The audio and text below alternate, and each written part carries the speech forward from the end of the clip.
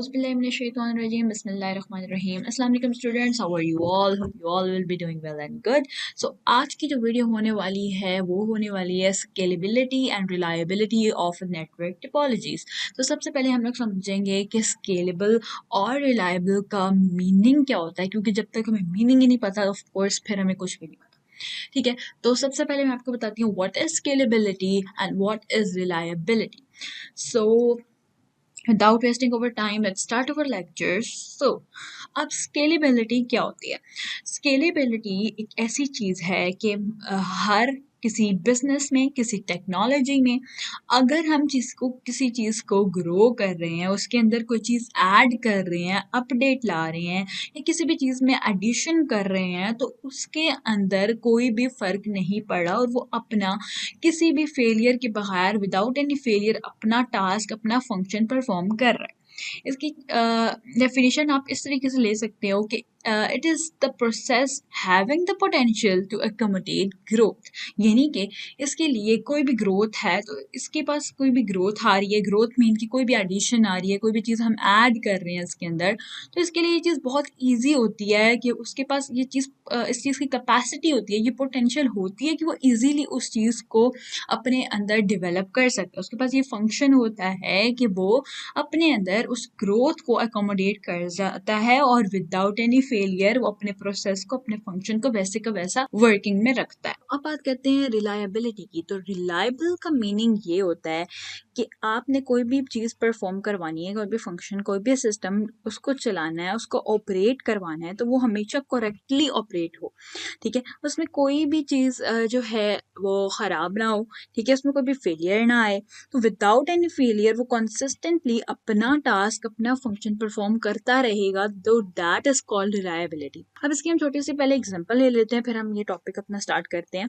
जैसे कि हम स्केलेबिलिटी की एग्जांपल लेते हैं। फॉर एग्जांपल यहाँ पे क्लाउड के बारे में बात हो रही है, जो क्लाउड सर्विसेज होती हैं जिसमें हम लोगों के सर्वर्स वगैरह लगे होते हैं। तो अगर उसके अंदर हम इजीली बहुत सारे सर्वर्स को ऐड करें, ठीक है, उसको मैनेज करें और उसकी ट्रैफिक इंक्रीज हो जाए, ठीक है, ट्रैफिक इंक्रीज हो जाए विदाउट एनी फेलियर, ये सारा काम हो रहा है, इसमें एडिशंस हो रही हैं, सर्वर्स ऐड हो रहे हैं, तो इसको कहेंगे ये स्केलेबल है। ठीक है, इजीली हम सर्वर्स को ऐड कर रहे हैं, उसको मैनेज कर रहे हैं, कोई भी उसमें प्रॉब्लम नहीं आ रही, तो वो स्केलेबल। इसी तरह अगर हम रिलायबिलिटी की एग्जांपल लें तो उसमें हम वेबसाइट की एग्जांपल ले लेते हैं। जैसे कि वेबसाइट होती है, ठीक है, तो उसमें ऐसी वेबसाइट होना जो कि बहुत रेयरली जो है ख़राब हो। ठीक है, उसमें कोई रेयरली फेलियर आए। ठीक है, और अगर फेलियर आ भी जाए तो वो ईजीली जो है, एफिशिएंटली और ईजीली जो है उसको हम ठीक कर सकें। ठीक है, तो फेलियर को ठीक कर सकें इजीली। ठीक है, और दूसरा हम लोगों ने क्या पढ़ा इसके बारे में कि वो बहुत रेयरली ख़राब हो। ठीक है, तो ऐसी वेबसाइट जो रेयरली गोज डाउन हो, ठीक है, और मेंटेन कर सके हम उसकी परफॉर्मेंस को हाई ट्रैफिक पे, तो उसको हम कहेंगे रिलायबल। तो ये डिफरेंस है स्केलेबिलिटी और रिलायबिलिटी में। ठीक है, एक और बार हम रिकैप करते हैं कि स्केलेबिलिटी क्या है। स्केलेबिलिटी कहते हैं कि मतलब फॉर एग्जांपल आपने अपना एक सिस्टम बनाया हुआ है, सिस्टम में कोई चीज़ अपडेट हो रही है या एडिशन ला रहे हो आप, कोई भी न्यू चीज़ ऐड कर रहे हो। ठीक है, तो वो इजीली ग्रोथ को, किसी भी चीज़ को एकोमोडेट कर जाता है, तो उसको बोलेंगे स्केलेबल, कि उसने उस चीज़ को एक्सेप्ट कर लिया तो वो स्केलेबल है। रिलायबिलिटी होती है कि ऑलरेडी एक फंक्शन चल रहा है, एक ऑपरेशन हो रहा है सिस्टम पे, ठीक है, वो ऑपरेट कर रहा है, इजीली ऑपरेट कर रहा है, उसमें कोई फेलियर नहीं आ रहा, और फेलियर आ भी जाए तो बहुत कम होता है, बहुत रेयर होता है कि उसमें कोई फेलियर आ जाए, वरना नहीं आता। कॉमनली उसमें कोई फेलियर नहीं आता और वो अपना टास्क परफॉर्म करता रहता है, तो वो रिलायबल है। आई होप सो यहाँ तक आपको स्केलेबिलिटी और रिलायबिलिटी की बात क्लियर हो गई होगी। ठीक है, अब हम पढ़ते हैं विदाउट वेस्टिंग ओवर टाइम अपना lecture. Scalability and reliability in network topologies. ठीक है, तो scalability and reliability are two important aspects of networking system. ठीक है, ऐसे ही है, जो नेटवर्किंग सिस्टम है उसमें टू चीज़ें बहुत ज़्यादा इंपॉर्टेंट है, जो कि हैं स्केलेबिलिटी और रिलायबिलिटी। अगर आपका नेटवर्क स्केलेबल होगा और रिलायबल होगा, तभी जो है सिस्टम अच्छे से ऑपरेट करेगा, तभी जो है आप आपस में एक दूसरे से कनेक्ट कर सकोगे। अदरवाइज अगर उसमें एक भी चीज़ में इशू आ रहा है, स्केलेबल नहीं है, सिर्फ रिलायबल है, तो भी उसमें इशू आएगा। तो इसीलिए चीज़ का स्केलेबल होना और रिलायबल होना दोनों बहुत ज़रूरी है। These can be influenced by the choice of network topology. Network topology refers to the physical and logical layout of devices and connection within a network. ठीक है, यही पढ़ा था ना हमने कि नेटवर्क टोपोलॉजी क्या है, वो या तो फिजिकल होती हैं या तो लॉजिकल होती हैं, ठीक है। और वो लेआउट होता है, यानी बनी होती हैं डिवाइसेस और उनके कनेक्शन से एक नेटवर्क बना के, ठीक है। तो उनको हम नेटवर्क टोपोलॉजी कह देते हैं। Different topologies have different implications for scalability and reliability, ठीक है। हर टोपोलॉजी की अपनी इम्प्लीफिकेशन है, अपना उसका काम है, यानी हर टोपोलॉजी स्केलेबल और रिलायबल नहीं है, सही है। तो हम वन बाय वन पढ़ते हैं। सबसे पहले हम स्केलेबिलिटी एंड रिलायबिलिटी पढ़ने जा रहे हैं, किसकी, वेट अ मिनट, ओके, किसकी पढ़ने जा रहे हैं, scalability and reliability of the star topology, ठीक है। अब इसकी scalability, star topology is moderately scalable, moderately mean थोड़ी बहुत स्केलेबल है, ज्यादा नहीं है लेकिन थोड़ी बहुत स्केलेबल है। Adding more devices is possible by connecting them to the central hub or switch. However, the capacity of the central hub can become a bottleneck as the network grows. अब इससे क्या पता चलता है कि अब स्टार टोपोलॉजी कौन सी वाली है, जिसमें सेंटर में एक हब लगा हुआ होता है और उसके साथ सारे जो आपकी डिवाइसेस होती हैं, आपके लैपटॉप, आपके मोबाइल फ़ोन, आपके पीसीज, हर चीज़ जो है वो उसके इर्द गिर्द कनेक्ट होती है, यानी एक सर्वर या एक स्विच और यू कैन से एक हब के साथ सारी डिवाइसेस को कनेक्ट किया जाता है। अब उसमें कहता है अगर हम और डिवाइसेस ऐड करते हैं, लेट्स सपोज हमने यहाँ पे एक और डिवाइस ऐड कर दी और यहाँ पे एक और डिवाइस ऐड कर दी, 2 to 3 डिवाइसेस हमने और ऐड कर दी हैं, ठीक है। यानी ये चीज पॉसिबल है, हम इसके अंदर और डिवाइसेस ऐड कर सकते हैं, इसमें कोई मसला नहीं है। But a thing is that however the capacity of central hub can become a bottleneck as network growth. जैसे जैसे नेटवर्क ग्रो होगा, सॉरी, ठीक है, नेटवर्क जैसे जैसे ग्रो होगा वैसे ही क्या होगा, सेंट्रल हब की जो कैपेसिटी है वो बॉटलनेक बन जाएगी। बॉटलनेक मतलब कि स्लो हो जाएगी और मतलब कि नीचे गिरना शुरू हो जाएगी और ये इसकी ग्रोथ जो है वो अच्छे से नहीं हो पाएगी। क्यों?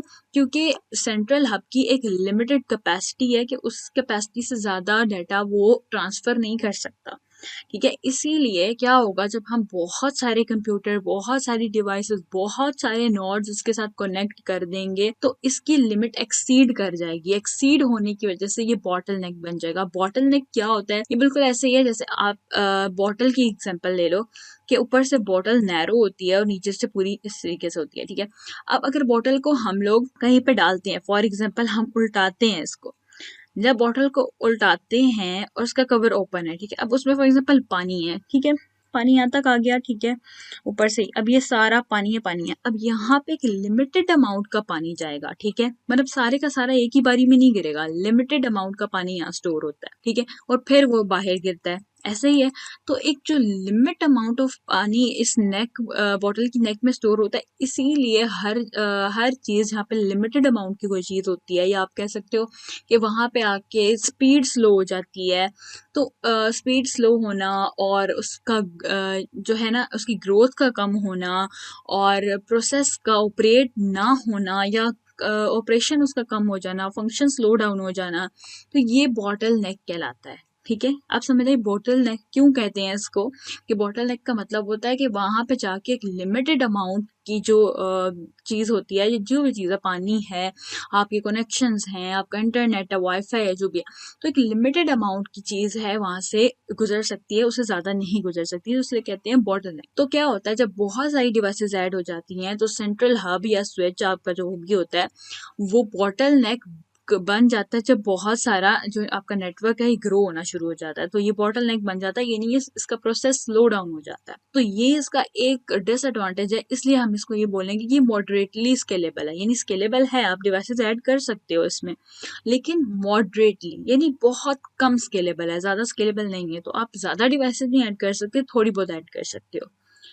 फिर आ जाते हैं इसकी रिलायबिलिटी पे।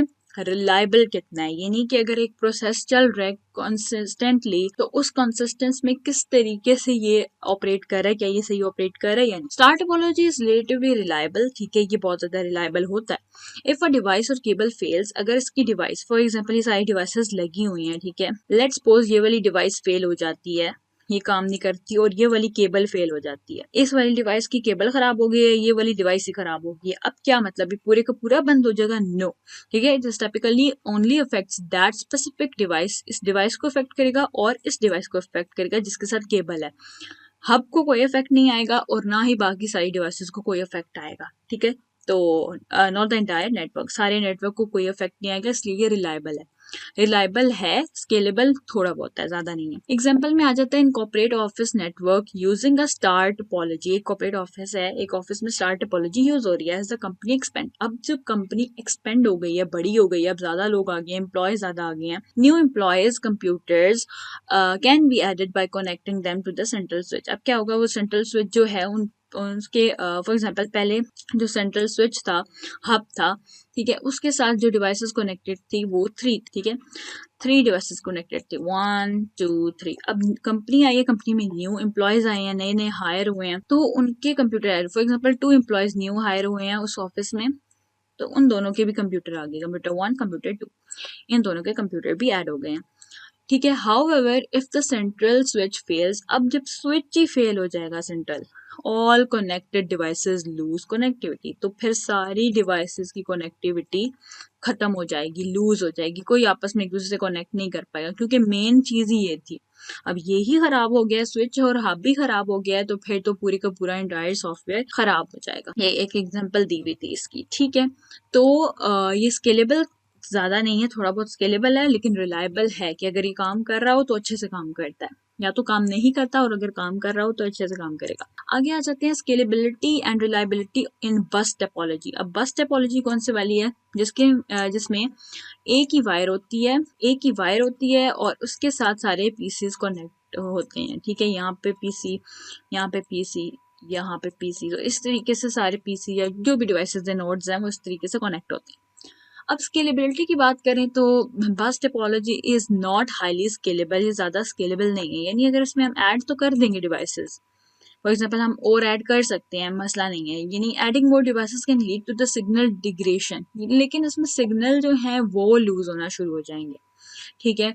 As electrical signals must travel the entire length of the bus, ठीक है, तो पूरी बस में, पूरे बस सिस्टम में, यानी जो पूरी आपकी लाइन है उसमें इलेक्ट्रिकल सिग्नल्स जो हैं वो पूरे एंटायर लेंथ ऑफ द बस में ट्रेवल होंगे, इसलिए क्या होगा कि सारी जो आप जितनी डिवाइसेस ऐड करते रहोगे उसमें डिवाइड हो जाएंगे, ठीक है। क्या मतलब है इसका, फॉर एग्जांपल इसने इसको सेंड करना है, कुछ भी कोई भी डाटा है, तो क्या होगा, बहुत लेट सेंड होगा अगर बहुत सारी डिवाइसेस होंगी, क्योंकि वो बीच में से गुजर गुजर के जाएगा, ठीक है। अब जैसे फॉर एग्जांपल इसने एंड वाले को सेंड करना है इसको, तो उसको बहुत टाइम लगेगा सेंड होने में, क्यों, क्योंकि यहाँ पे सिग्नल डिग्रेड हो रहे हैं, ठीक है, सिग्नल लूज हो रहे हैं, सिग्नल के लॉस होने की वजह से यहाँ पे जो डाटा सेंड होगा ना यहाँ से यहाँ तक, वो बहुत टाइम लेगा और बहुत लेट सेंड होगा, तो इसलिए इतना स्केलेबल नहीं है। Extending the bus often require signal repeaters और स्विचेस, ठीक है, उसमें मतलब जब आपने बस को एक्सटेंड करना है तो उसमें ऑफन आपको या तो सिग्नल रिपीटर लगाने पड़ते हैं कि सिग्नल रिपीट हो और आपस में क्लैश करके कोलाइड करके किसी तरीके इजीली जल्दी और पहुंच जाए दूसरे कंप्यूटर तक, या आपको स्विचेस का यूज करना पड़ेगा, यानी वही हब्स का। अगर हम हब लगा देंगे तो फिर वो इजीली काम कर लेंगे, बट अगर हब ही नहीं है तो फिर उसका काम करना मुश्किल हो जाएगा। तो रिलायबिलिटी क्या है, bus topology is less reliable because a signal break in the main cable can disturb the entire system, ठीक है।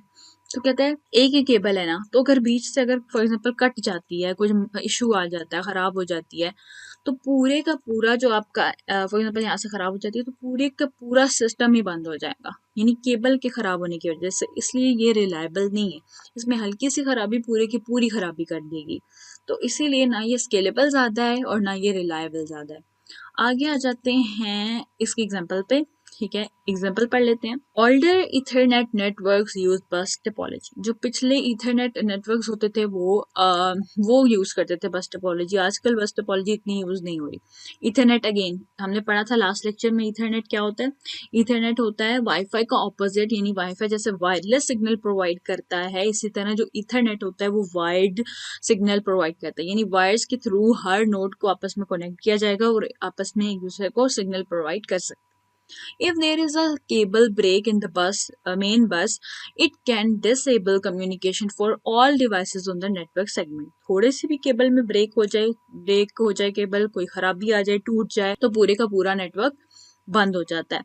An Ethernet network is a widely used local area network technology that enable devices within a specific geographical area, such as homes, offices or campus to communicate with each other.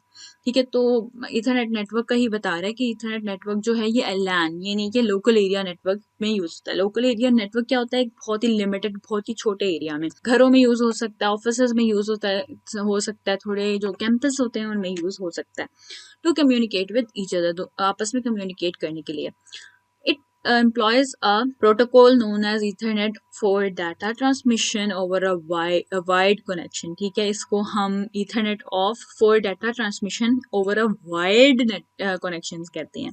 ठीक है, यानी widely wire के through इसमें data transmission होती है, तो Ethernet को हम ये भी कहते हैं। ठीक है, तो इथरनेट का थोड़ा सा बता दिया कि जो लैन है ना, यानी लोकल एरिया नेटवर्क, थोड़े से एरिया नेटवर्क में यूज होता है, लेकिन ये अब इतना यूज नहीं होता। ये पहले के दिनों में बहुत ज़्यादा यूज होता था। अब तो वाईफाई है तो लोग वाईफाई यूज करते हैं। स्केलेबल भी है, रिलायबल भी है वाईफाई। ठीक है, अब स्केलेबिलिटी ऑफ रिंग टोपोलॉजी की बात करते हैं। उसकी स्केलेबिलिटी क्या है? रिंग टोपोलॉजी कौन सी है? हम लोगों ने पढ़ी थी कल। रिंग टोपोलॉजी वो होती है जिसमें आपका बीच में अगेन वही एक हब लगा हुआ होता है और यहाँ पे आपके सारे नोड्स लगे हुए होते हैं, लेकिन आपका जो डाटा होता है वो एक ही डायरेक्शन में सेंड हो सकता है, यानी इसी डायरेक्शन में सेंड होगा। अगर आपने इससे इसको सेंड करना है वो डायरेक्ट सेंड नहीं होगा, पूरा सर्कल मार के फिर इसके पास जाएगा। ठीक है, तो ये होती है रिंग टोपोलॉजी। अब उसकी स्केलेबिलिटी क्या है? Ring topology is moderately scalable. Again ये भी मॉडरेटली स्केलेबल है, थोड़ी बहुत स्केलेबल है, ज्यादा नहीं है। अगर इसमें हम बहुत सारी डिवाइसेस ऐड करेंगे तो रिंग इज पॉसिबल। ठीक है, पॉसिबल है, but it can become complex to manage as number of devices increases. तो इसको मैनेज करना बहुत ज्यादा कॉम्प्लेक्स, बहुत ज्यादा मुश्किल हो जाता है। अगर हम एक और डिवाइस बीच में ऐड कर दें तो बहुत ज्यादा कॉम्प्लिकेटेड हो जाएगा उसको मैनेज करना, इसीलिए ये स्केलेबल ज्यादा नहीं है, मॉडरेटली है। रिलायबिलिटी क्या है कि ring topology can be highly reliable. ये रिलायबल बहुत ज्यादा है कि data can travel in both direction reducing the risk of the signal point of failure. ठीक है, अब जो डाटा है ना वो दोनों डायरेक्शन में सेंड हो सकता है, यानी क्लॉकवाइज भी और एंटी क्लॉकवाइज भी। अगर हमने बोला था कि डुअल रिंग होगा, अगर एक रिंग होगा तो फिर उसमें ये चीज नहीं होती। अगर डुअल रिंग है, डुअल रिंग टोपोलॉजी यूज कर रहे हैं तो उसमें बोथ डायरेक्शन में, दोनों डायरेक्शन में डाटा सेंड हो जाता है। तो उसमें क्या होता है कि रिड्यूस होता है ये risk of signal point of failure. ठीक है, तो सिग्नल का कोई फेलियर नहीं आता, वो इजीली डाटा जो है वो ट्रांसफर हो जाता है। हाउएवर इफ वन डिवाइस और केबल सेगमेंट फेल, अगर एक डिवाइस या केबल उसकी खराब हो जाए, it can disturb the entire ring. और अगर केबल भी खराब हो जाए या उसमें एक डिवाइस भी खराब हो जाए तो पूरे का पूरा सिस्टम बंद हो जाए। एग्जांपल आ जाती है token ring network used in legacy lens. ठीक है, फॉर्म्स अ रिंग टोपोलॉजी। ठीक है, टोकन रिंग नेटवर्क जो है लेगेसी लैन्स यानी लोकल एरिया नेटवर्क में यूज होने वाला, बहुत ज्यादा कॉमनली यूज होता है। इफ वन डिवाइस फेल, एक भी डिवाइस फेल हो जाती है, does not disturb the entire network but the failed device can not participate in communication. तो इसमें क्या होता है कि इसमें ये होता है कि अगर एक भी डिवाइस खराब हो जाती है ना, इस टोपोलॉजी की जो बात कर रही है, रिंग टोपोलॉजी जो टोकन रिंग नेटवर्क में यूज होती है, उसमें अगर एक भी आपकी डिवाइस खराब हो जाती है तो वो स्पेसिफिक डिवाइस खराब हो जाती है और वो इस काबिल नहीं होती, ये फेल हो जाती है कम्युनिकेशन, लेकिन it does not disturb the entire network, पूरे के पूरे नेटवर्क को डिस्टर्ब नहीं करेगी।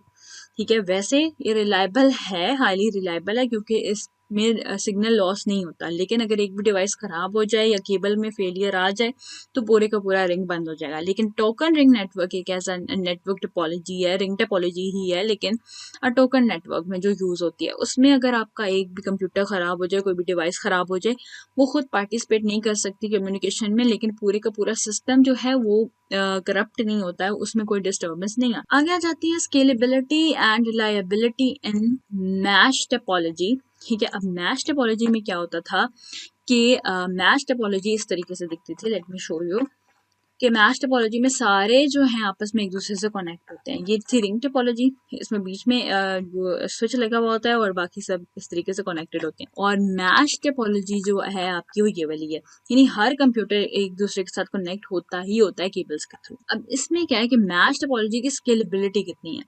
Mesh topology offers high scalability, इसमें स्केलेबिलिटी बहुत ज़्यादा है, यानी इसमें अगर हम एडिशन करेंगे तो इजीली हम डिवाइसेस को ऐड कर सकते हैं। Devices can be easily added. ठीक है, and each device has multiple paths to communicate with each other reducing congestion. ठीक है, यानी इसमें कोई भी कंजेशन नहीं होती है, कोई भी डिस्टॉर्शन नहीं होती है, कोई भी मसला नहीं होता। इजीली आपकी जो है मल्टीपल पाथ्स आपको मिल जाती हैं डिवाइसेस ऐड करने के लिए। तो आप अगर डिवाइस ऐड भी कर दोगे तो इजीली ऐड हो जाएगी उसमें, मतलब स्केलेबल भी रहेगी और उसको मल्टीपल पाथ्स मिल जाएंगे। एक भी पाथ खराब हो जाए तो वो दूसरे पाथ के थ्रू अपना डाटा जो है वो सेंड कर सकता है या रिसीव भी कर सकता है। Reliability, mesh topology is highly reliable, reliable भी बहुत ज्यादा है। Redundancy of multiple paths ensure that if one path or device fails, data can take an alternative route, minimizing the downtime. तो डाउन टाइम को मिनिमाइज करने के लिए इसमें मल्टीपल पाथ्स होते हैं, ठीक है। तो मल्टीपल पाथ्स की वजह से वो कोई भी पाथ यूज कर सकता है, अल्टरनेटिव रूट्स यूज कर सकता है अपने डाटा को शेयर करने के लिए, ठीक है। तो ये स्केलेबल भी है और रिलायबल भी है। एग्जाम्पल ले लेते हैं इसकी, large data centres and cloud networks often use mesh topology. जो लार्ज डाटा सेंटर्स होते हैं, डाटा सेंटर्स जो होते हैं वो लोग, और जो क्लाउड नेटवर्क्स होते हैं वहाँ पे मैश टोपोलॉजीज बहुत ज़्यादा यूज होती है to ensure scalability and redundancy, ठीक है। Adding servers to such networks does not require significant overall, ठीक है। तो इसमें जब आप सर्वर्स वगैरह भी ऐड करते हो तो उसमें कोई भी मतलब कि मुश्किल नहीं होती है, वो इजीली ऐड हो जाते हैं और कोई भी इसमें ओवरलोडेड वाला सीन भी नहीं है कि ओवरलोडेड हो जाएगा, ओवरलोडेड भी नहीं होता, इसलिए ये स्केलेबल भी है और रिलायबल भी है। अब आगे आ जाते हैं हाइब्रिड पे कि scalability and reliability in hybrid topology. Hybrid topology क्या है? कॉम्बिनेशन ऑफ आपकी स्टार टोपोलॉजी, आपकी बस टोपोलॉजी, और हमने कौन सी पढ़ी थी, 2-3 टोपोलॉजीज हैं जिनका ये कॉम्बिनेशन है, ये वाली सारी, ठीक है। आपकी स्टार टोपोलॉजी, आपकी ring topology, mesh sorry bus topology, ठीक है। ट्री, स्टार, रिंग और बस, इन 4 की जो है ये कॉम्बिनेशन, ठीक हो गया, याद रखना है, स्टार, ट्री, रिंग एंड बस। तो यह हाइब्रिड टोपोलॉजी है। अब ये स्केलेबल और रिलायबल है कि नहीं पढ़ते हैं। Scalability, hybrid type topologies can be highly scalable, scalable बहुत ज्यादा है depending on the combination use, जो भी कॉम्बिनेशन यूज हो ये उस पर डिपेंड करता है, और ये हाई स्केलेबल होती है क्योंकि कॉम्बिनेशन या तो आप मतलब अगर चारों यूज करना चाहें तो चारों यूज कर सकते हैं, अगर 3 हैं 2 हैं 2 भी यूज करना चाहें तो 2 यूज करते हैं, तो डिपेंड करता है कॉम्बिनेशन आप कौन सी यूज कर रहे हो, और उस कॉम्बिनेशन के थ्रू हम बता सकते हैं कि वो हाई स्केलेबल है या लो स्केलेबल है, लेकिन मोस्टली ये हाईली स्केलेबल होती है। It allows for combining the strengths of multiple topologies, और मल्टीपल टोपोलॉजीज की स्ट्रेंथ को कंबाइन करके ये बनाई जाती है, इसीलिए ये ज्यादा स्केलेबल होती है। यानी अगर एक भी चीज, फॉर एग्जांपल इसमें बस, रिंग और स्टार टोपोलॉजी फॉर एग्जांपल इसमें यूज होती है, ठीक है। अब बस टोपोलॉजी अगर खराब हो जाए उसमें, तो वो रिंग या स्टार के थ्रू अपना प्रोसेस चला सकता है, यानी इसमें भी अल्टरनेटिव पाथ्स के थ्रू डाटा को ट्रांसफर किया जा सकता है, इसलिए ये स्केलेबल है। इसी तरीके से अगर हम रिलायबिलिटी की बात करें तो in hybrid topology reliability varies based on the component based, जो आपके कंपोनेंट यूज होते हैं उस पर डिपेंड करता है कि वो कितना रिलायबल है। Redundancy from mesh components can enhance reliability. अगर हम मैश कंपोनेंट्स के जो है मैश कंपोनेंट्स यूज करेंगे ना मैश टोपोलॉजी के, तो फिर हम बोल सकते हैं कि ये बहुत ज्यादा रिलायबल है और रिलायबिलिटी को इनहेंस करेगा, बढ़ाएगा। एग्जाम्पल ले लेते हैं, लार्ज एंटरप्राइज नेटवर्क में use a hybrid topology combining a star topology for ease of management in office branch with mesh topology for redundancy and data centers, ठीक है। तो मतलब कि हाइब्रिड टोपोलॉजी जो है वो स्टार को कंबाइन करके और मैश टोपोलॉजी को कंबाइन करके डाटा सेंटर्स वगैरह के एरिया में और नेटवर्क एरिया में बहुत ज़्यादा यूज होती है। तो उसकी वजह से जो है डाटा की मैनेजमेंट और ऑफिस की ब्रांचेस की अरेंजमेंट और हर चीज़ जो है बहुत इजीली होती है, क्योंकि वहाँ पे ये स्केलेबल भी रहता है और रिलायबल भी रहता है, ठीक हो गया। आगे हम बढ़ते हैं testing the scalability and reliability of network system. अब किस तरीके से टेस्ट किया जा सकता है स्केलेबिलिटी और रिलायबिलिटी को? Testing the scalability and reliability of a network system is essential to ensure that it can handle increasing workloads and maintain high availability under various condition. कुछ कंडीशन के थ्रू हम देखते हैं कि कितनी जो है आपके जो भी नेटवर्क सिस्टम है वो कितना जो है वर्कलोड और हाई अवेलेबिलिटी को मेंटेन रख सकता है, यानी अगर बहुत ज्यादा वर्कलोड डालें तो कितना वो कितनी लिमिट तक वो उस चीज को जो है मेंटेन रख सकता है, उस चीज को देखने के लिए हम टेस्ट करते हैं। अब स्केलेबिलिटी को टेस्ट करने के लिए हम क्या क्या चीजें चेक करेंगे? टेस्टिंग स्केलेबिलिटी, सबसे पहले लोड टेस्टिंग। यानी कि conduct load testing to evaluate the network's performance under heavy traffic condition. यानी क्या करो कि अगर हमने स्केलेबिलिटी देखनी है किसी भी सिस्टम की तो हम किस तरीके से देख सकते हैं। स्केलेबिलिटी देखने के लिए आप एक चीज़ पे नेटवर्क परफॉर्मेंस चेक करो, उस पर बहुत ज़्यादा हैवी ट्रैफिक कंडीशन यानी कि बहुत ज़्यादा हैवी ट्रैफिक डाल दो। कैसे डाली जा सकती है? फॉर एग्जाम्पल हम बात करते हैं जैसे कि हम लोगों ने बनाई एक एप्लीकेशन, हमने एप्लीकेशन बनाई और हमने गूगल प्ले स्टोर पे डाली। अब हमने बहुत सारे उसके डाउनलोड्स डाल दिए, यानी बहुत सारे यूजर्स उसको यूज करें, उस एप्लीकेशन को यूज करें। अब फॉर एग्जांपल उस पे एक टाइम पे 100 यूजर्स उसको यूज कर रहे हैं। अब हम देखेंगे अगर तो उसमें मतलब वो स्टक नहीं हो रही है, गेम है फॉर एग्जांपल, तो अब वो गेम जो है वो स्टक नहीं हो रही। अगर स्टक नहीं हो रही तो वो स्केलेबल है। अगर वो ज़्यादा लोडिंग वगैरह कर रही है और बहुत ज़्यादा स्टक हो गया, हर एक के पास चल रही है और लोड बहुत ज़्यादा हो रही है, लोडिंग प्रोसेस उसमें बहुत ज़्यादा आ रहा है, यानी वो हाई ट्रैफिक को जो है हाई ट्रैफिक को रीच नहीं कर सकती है और हाई ट्रैफिक की वजह से वो डाउन होना शुरू हो जाती है। तो उसका डाउनफॉल होता है किसकी वजह से? हाई ट्रैफिक की वजह से। तो इस तरीके से हम उसकी लोड टेस्टिंग चेक करेंगे। अब लोड टेस्टिंग को चेक करने के लिए कुछ टूल्स यूज होते हैं, यहाँ पे लिखा हुआ है अपैच, जेमीटर, लोड रनर और लोकस्ट। ठीक है, तो ये वाले जो एप्लीकेशन है ये टूल्स हैं, ठीक है, सॉफ्टवेयर्स हैं जिनका यूज करके हम किसी भी चीज की लोड टेस्टिंग देख सकते हैं। ठीक है, can simulate a large number of users end devices assessing the network simultaneously. ठीक है, यानी ये जो टूल्स है ना ये लार्ज नंबर ऑफ यूजर और डिवाइसेस को असेस कर सकती हैं ये टूल्स। यानी इन पे बहुत सारी ज़्यादा से ज़्यादा जो है डिवाइसेस आप डाल दो, जितने भी ज़्यादा लोग यूज़ करें, यूजर ज़्यादा हो तो उसमें कोई मसला नहीं होता, वो इजीली जो है सिमल्टेनियसली नेटवर्क को चलाती रहती है और अच्छे से ट्रैफिक को मैनेज करते हैं ये वाले टूल्स। तो इसलिए हम इन टूल्स को यूज कर सकते हैं अपनी टेस्टिंग के लिए। आगे आ जाता है स्ट्रेस टेस्टिंग। अब स्ट्रेस का क्या है? ठीक है, stress testing involves pushing the network beyond its capacity to identify breaking points. ठीक है, ये नहीं। अब क्या होगा, फॉर एग्जाम्पल आपने नेटवर्क की ही बात कर लेते हैं, कोई नेटवर्क है, जैसे हम बात कर लेते हैं अपने घर के वाईफाई की। अब एक मॉडेम है जिसके साथ मल्टीपल यूजर्स जो है कनेक्ट है, एक मॉडेम के साथ मल्टीपल यूजर्स की डिवाइसेस कनेक्ट है, आपका पीसी कनेक्ट है, आपके लैपटॉप 3 लैपटॉप्स उसके साथ कनेक्ट हैं, या आप कह लो 4 लैपटॉप्स कनेक्ट है, 5 डिवाइसेस कनेक्ट है उसके साथ, मोबाइल फोन्स, और साथ में उसके साथ आईपैड्स की भी मतलब आईपैड जो है वो भी वाईफाई ले रहा है, और देन हमारे पास जो टैबलेट्स हैं कुछ वो भी ले रहे हैं। अब इतनी सारी डिवाइसेस उसके साथ कनेक्ट की हुई हैं, तो इस कनेक्शन के थ्रू यानी बहुत सारी डिवाइसेस को उसके साथ कनेक्ट करके देखा जाएगा, उसकी कैपेसिटी को चेक किया जाएगा कि वो स्ट्रेस को कब जाके ब्रेक करता है। यानी इतनी ज़्यादा डिवाइसेस जब उसके साथ कनेक्ट होंगी तो वो ओवरलोड हो जाएगा या नहीं। अब वो ओवरलोड हो जाएगा तो उसको वो मेंटेन कैसे रखेगा, रख रहा है कि नहीं। अगर वो मेंटेन रख जाता है तो वो स्केलेबिलिटी के फंक्शन को पूरा कर रहा है, अगर वो मेंटेन नहीं रख सकता तो फिर वो स्केलेबल नहीं है। ग्रेजुअली इंक्रीज द लोड और traffic until the network performance start to experience significant latency और फेल। ठीक है, तो ग्रेजुअली क्या किया जाता है, उस पर लोड और प्रेशर और ट्रैफिक ज़्यादा डाली जाती है, ज़्यादा ज़्यादा यूजर्स को कनेक्ट किया जाता है ग्रेजुअली, आहिस्ता आहिस्ता आहिस्ता आहिस्ता ज़्यादा ज़्यादा लोगों को उसमें ऐड किया जाता है, ज़्यादा ट्रैफिक लाई जाती है। तो क्या होता है फिर उस पे जब तक फेल नहीं होता ना, जब तक वो ख़राब नहीं होता तब तक उसको चेक किया जाता है, जब तक नेटवर्क ख़राब नहीं होता। अब फिर जब नेटवर्क ख़राब हो जाता है तब तक देखा जाता है अब उस लेवल में कितनी ट्रैफिक उसने जो है अपने अंदर स्टोर कर ली थी, यानी कितनी ट्रैफिक को वो स्टोर करने में कैपेबल था। तो उसकी कैपेसिटी और उसकी कैपेबिलिटी देखी जाती है। इस तरीके से स्ट्रेस की टेस्टिंग होती है।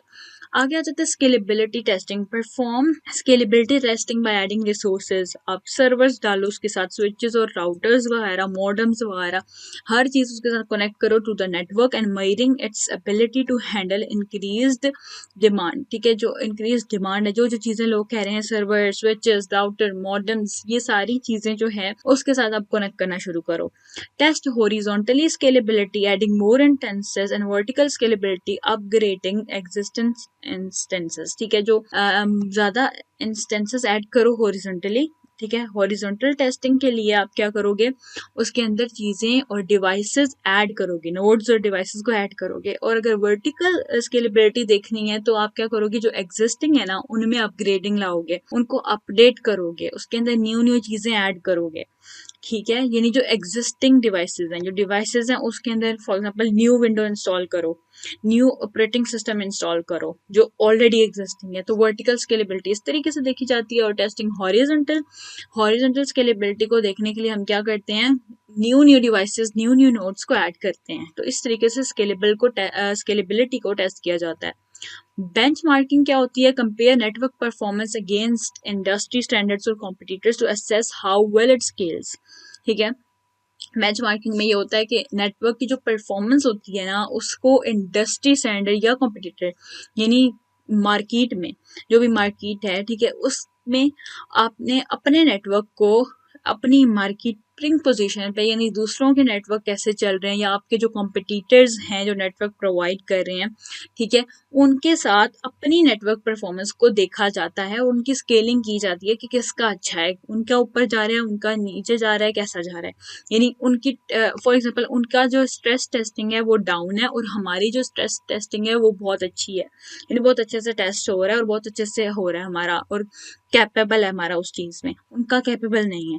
इसी तरह लोड टेस्टिंग को कंपेयर किया जाएगा, इसी तरह स्केलेबिलिटी टेस्टिंग को कंपेयर किया जाएगा। तो ये जो कंपैरिजन होता है ना स्केल्स को चेक करने के लिए, उसको कहते हैं बेंचमार्किंग। तो इस तरीके से बेंचमार्किंग की जाती है। देन आ जाता है realistic scenarios, use real world usage scenario to test scalability considering peak traffic times और ग्रोथ प्रोजेक्शंस। तो रियल वर्ल्ड सिनेरियोज को, रियल वर्ल्ड सिचुएशंस को देखा जाएगा स्केलेबिलिटी को टेस्ट करने में, यानी कि जो ट्रैफिक टाइम्स हैं, ग्रोथ प्रोजेक्शंस हैं, तो उनको एक रियल प्लेटफॉर्म पे, एक रियल वर्ल्ड में चेक किया जाएगा, यानी रियल की जो ट्रैफिक है लेके आनी चाहिए, तो फिर हमें अच्छे से पता चलेगी उसकी स्केलेबिलिटी। तो स्केलेबिलिटी को टेस्ट करने के लिए रियल सिनेरियोज, रियल यूजर्स को उसके साथ कनेक्ट करवाना होगा। अगर रियल यूजर कनेक्ट होंगे तभी हमें पता चलेगा ना कि वो चीज़ सही है या नहीं, या हम ऐसे ही उसमें एडिशन डाल दें कि हाँ हमने अभी ये यूज़र ऐड हो गया, हम लोग ऐसी कोड लिखते हैं और हम माने कि ओके ये चीज़ ऐड हो गई है। तो उससे बेटर ये है कि हम रियल वर्ल्ड ट्रैफिक को लेकर आएँ अपने प्लेटफॉर्म पे, अपने नेटवर्क पे, या जो भी एप्लीकेशन आपने अपलोड की है, गेम अपलोड की है, उसके ऊपर रियल वर्ल्ड ऑडियंस लेकर आए, तो उस तरीके से हम लोग चेक कर सकते हैं। फिर आ जाता है performance monitoring, implement performance monitoring tools to continuously monitor the network scalability in production environment, यानी कि परफॉर्मेंस को मॉनिटर करो एक एक पॉइंट पे। अब उनके लिए टूल्स होते हैं, प्रॉपर परफॉर्मेंस मॉनिटरिंग टूल्स को अपने जो भी आपने सॉफ्टवेयर बनाया, एप्लीकेशन बनाई है, गेम बनाई है, उसके साथ कनेक्ट करो और देखो उसकी परफॉर्मेंस कब ऊपर जा रही है, कब नीचे जा रही है, कहाँ पे इशू आ रहा है, कहाँ पे नहीं आ रहा, जहाँ इशू आ रहा है उसको सॉल्व किया जाता है। तो इस तरीके से परफॉर्मेंस को हर छोटे छोटी बात पे, हर छोटे छोटे पॉइंट पे जो है उसको मेजर किया जाता है। अब आ जाती है रिलायबिलिटी। रिलायबिलिटी को कैसे टेस्ट किया जाएगा, तो नंबर 1 इसमें आ जाती है availability testing. Test the network availability by simulating various failure scenarios, यानी कि फेलियर सिनेरियोज को जो है उसमें ज़्यादा से ज़्यादा लेकर आओ, किसी तरीके अपने नेटवर्क को फेल करवाओ कि वो किसी चीज़ में फेल हो जाए, जैसे कि hardware failure, network congestion, network में इशू आना, के सिग्नल्स का वीक होना वगैरह, एंड सर्वर क्रैशेस, सर्वर ही खराब हो जाए, तो इस तरीके के फेलियर लेकर आओ। हार्डवेयर को खराब कर दो, नेटवर्क कंजेशन लेके आओ, सिग्नल्स का फेल कर दो, केबल्स खराब कर दो, सर्वर क्रैश कर दो। उस तरीके से चेक करो कि अगर वो चीज़ें ख़त्म हो जाती हैं, वो चीज़ें नहीं चलती है, ब्रेक हो जाती हैं, ख़त्म हो जाती हैं, रिमूव कर दी जाती हैं, क्या फिर भी वो नेटवर्क चल रहा है? ठीक है, इस तरीके से उसको चेक करो। Measure the time it takes to recover from failure, फिर टाइम मेजर करो। फॉर एग्जांपल आज है, फॉर एग्जांपल बात करते हैं आज 20 नवंबर है, ठीक है, तो आप चेक करेंगे कब जाके हमारा ये फेलियर रिजॉल्व होता है। हम लगे हुए हैं, अब 2 दिन लिए, 3 दिन लिए, जितने भी दिन लिए, तो उनको नोट करो, टाइम नोट करो कि कितने दिन लगे हैं, कितना टाइम लगा है हमें इनको रिजॉल्व करने के लिए, इसको फेलियर को सेट करने के लिए, रिकवर करने के लिए हमें कितना टाइम लगा है, तो वो टाइम भी नोट करना चाहिए। तो ये होती है अवेलेबिलिटी टेस्टिंग, यानी अवेलेबिलिटी देखना कि कौन सी चीज अवेलेबल होती है तो वो परफॉर्मेंस अपनी सही रखता है। अब जैसे कि हार्डवेयर फेलियर कर दें तो क्या परफॉर्मेंस सही रहती है कि नहीं, तो इस तरीके से एक एक चीज को खराब करके चेक किया जाए। जैसे कि हमने बात की थी ना यहाँ पे अपने, फॉर एग्जांपल हम बात करते हैं इसी की, स्टार टोपोलॉजी की, तो अगर स्टार टोपोलॉजी में हम लोगों ने टेस्टिंग करनी है तो हम क्या करेंगे, एक कंप्यूटर को खराब तो नहीं करेंगे, जाहिर सी बात है, महंगे आए हुए होते हैं, खराब थोड़ी ना करेंगे। तो एक कंप्यूटर को हम रिमूव कर देंगे, लेकिन उसकी लीड, उसकी केबल लगी रहेगी, ठीक है। फिर चेक किया जाएगा क्या कंप्यूटर पूरा जो नेटवर्क है फिर भी ऑपरेट कर रहा है, तो देखा जाएगा अगर ऑपरेट कर रहा है तो बहुत ज्यादा वो रिलायबल है, यानी एक के खराब होने की वजह से सारा खराब नहीं होता। तो इस तरीके से अवेलेबिलिटी देखी जाती है रिलायबिलिटी चेक करने के लिए। अवेलेबिलिटी टेस्टिंग हो गई। आगे आ जाते हैं redundancy testing. Evaluate the effectiveness of redundancy mechanism such as load balancing. देखा जाता है कि वो लोड ज्यादा से ज्यादा लोड डाल दें तो वो कितना जो है उसको लोड को बैलेंस कर जाता है, लोड बैलेंसिंग देखी जाती है। फेल ओवर देखा जाता है कि अगर फेल हो जाए तो उसको अगेन कैसे उसको सेट किया जा सकता है और सेट होने में कितना टाइम लगता है। बैकअप सिस्टम उसके अंदर है कि नहीं, फॉर एग्जांपल एक चीज खत्म हो गई है, कंप्यूटर पूरा खराब हो गया है, तो उसमें बैकअप्स वगैरह क्या उसमें कोई बैकअप है कि हम अपना पुराना डाटा जो हम लोगों ने लॉस कर दिया उसको रिस्टोर कर सकें। Simulate the failure of redundant components to ensure seamless failure. ठीक है, तो सीमलेस जो थोड़े बहुत फेलियर्स जो होते हैं उनको देख देख के तो कंपोनेंट्स की रिडंडेंसी चेक की जाती है। ठीक हो गया। तो जो रिडंडेंसी होती है, बेसिकली रिडंडेंसी होती क्या है, तो रिडंडेंसी कहते हैं कि फॉर एग्जांपल आप अपने अल्टरनेटिव जो है सिस्टम्स या सॉफ्टवेयर्स या सिस्टम कह सकते हैं, कंपोनेंट कह सकते हैं, आप कंपोनेंट जो है अपने या नोड्स ऐड करते हो अपने नेटवर्क में बैकअप रखने के लिए, कि अगर एक काम ना करे, फॉर एग्जांपल हमने सर्वर्स 2 डाल दिए, सर्वर डाल दिया, स्विच डाल दिया, ठीक है, 2 डाल दिए, एक हमें जबकि एक ही रिक्वायर्ड था लेकिन हमने 2 ऐड कर दिए हैं। क्यों ऐड किए हैं? ताकि हम लोग देख सकें कि अगर एक खराब हो जाता है, एक हब खराब हो जाता है या एक स्विच खराब हो जाता है तो क्या दूसरा स्विच काम करेगा। तो इस तरीके से रिडंडेंसी को टेस्ट किया जाता है डिफरेंट अल्टरनेटिव चीजों को, बैकअप्स को ऐड करके। तो इसलिए बैकअप सिस्टम देखा जाता है कि अगर हम स्विचेस लगाएं, बैकअप यही है ना कि अगर एक चीज खराब हो जाए तो बैकअप में हमारे पास क्या है, दूसरी चीज है।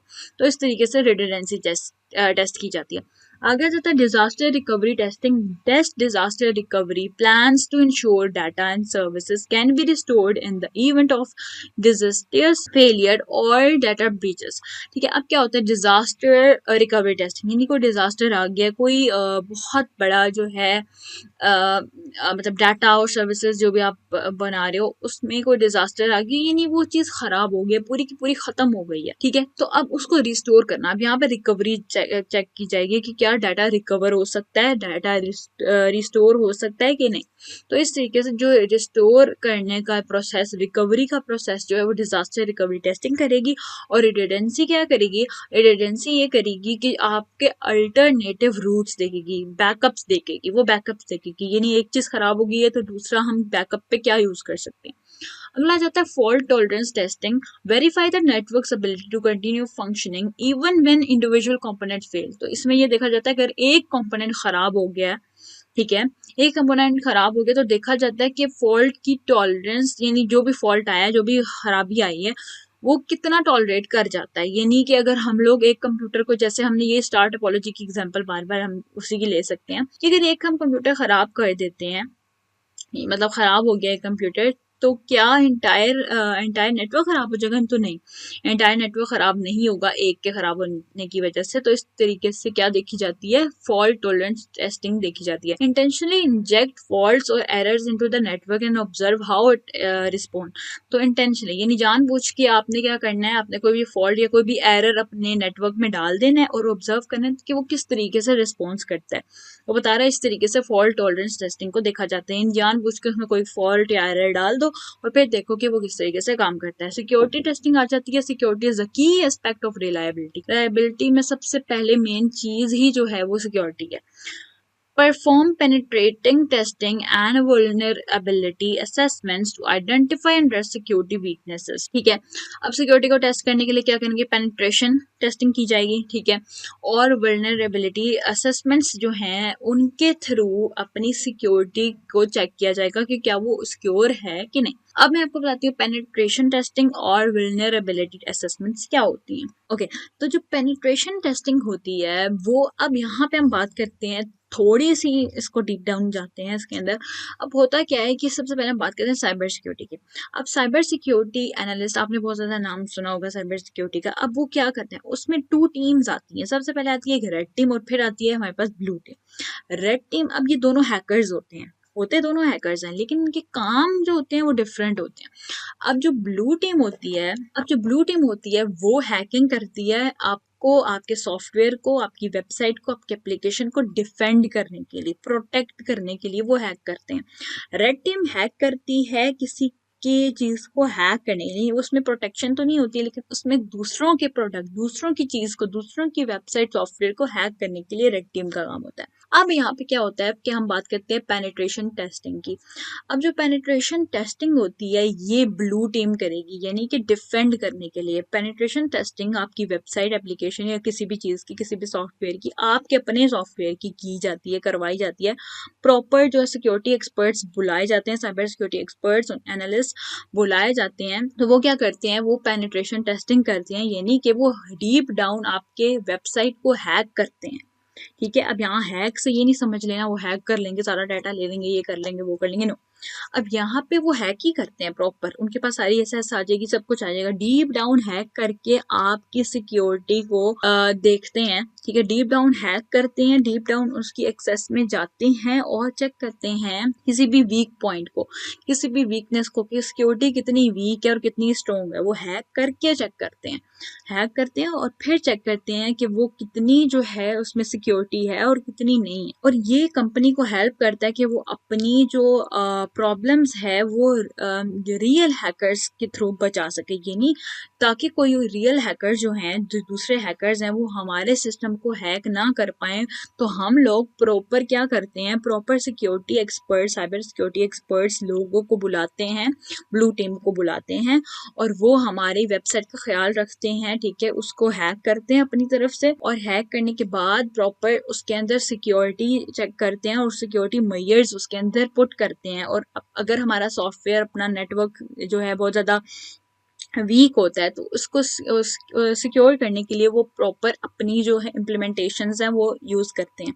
दूसरी साइड पे अगर हम वल्नरेबिलिटी असेसमेंट्स की बात करें तो वो भी यही है कि आपकी वीक पॉइंट्स को ही चेक किया जाता है, लेकिन ये डीप डाउन नहीं जाती, ये हैक नहीं करती। ये वल्नरेबिलिटी असेसमेंट जो है ऊपर ऊपर से की जाती हैं और पोटेंशियल वीकनेसेस को देखा जाता है, यानी बहुत ज़्यादा जो ऊपर ऊपर वीकनेस जो नज़र आ रही होती है ना सिक्योरिटी के लिए, तो वो चीज़ें देखी जाती हैं। तो पेनिट्रेशन बहुत डीप डाउन जाना, और वल्नरेबिलिटी असेसमेंट यानी ऊपर ऊपर से आपकी सिक्योरिटी मेजर्स को चेक। आगे आ जाता है load balancing testing. Verified at load balancing mechanism evenly distribute traffic across servers और resources to prevent overloading and maintain reliability. तो लोड बैलेंसिंग टेस्टिंग देखी जाती है, वो कितना लोड जो है बैलेंस कर सकता है।